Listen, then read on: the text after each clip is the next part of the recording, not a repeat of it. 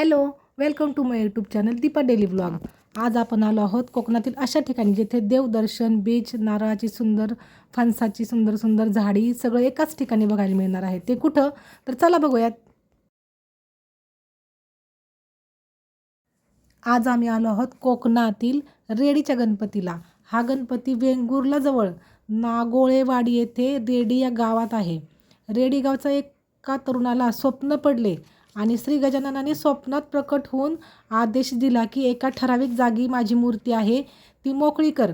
स्वप्नात आलेल्या भासाच्या अनुरोधाने श्री सदानंद कांबळी यांनी म्हणजे या गावातील या गृहस्थांनी काही रहिवाशी मदतीला घेऊन त्या जागेस खणण्यास सुरुवात केली. 2 दिवसानंतर मूर्तीच्या कानाकडील भाग दिसू लागला. मूर्ती पूर्ण दिसेपर्यंत 2 महिने लागले. चला तर बघूयात रेडीच्या गणपतीचे मंदिर. मंदिर अतिशय सुंदर आहे.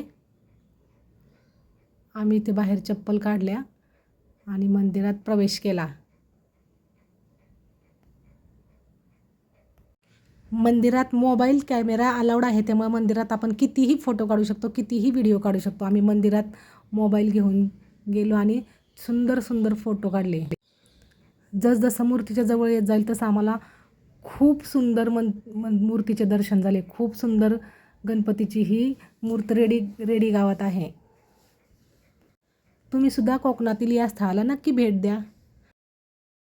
रेडीच्या गणपतीची ही मूर्ती जांभ्या दगडावर कोरलेली असून सारे अवयव जसेच्या तसे आहेत. मूर्ती बसलेली असून 1.25 महिना खोदकाम केल्यावर उंदीर मामाचे दर्शन झाले. ही मूर्ती द्विभुज मूर्ती पांडवकालीन मूर्ती आहे. याच गावातील अजून 2 मंदिराचे दर्शन करायचे असेल तर माझा पुढचा व्हिडिओ पाहायला विसरू नका. Bye bye.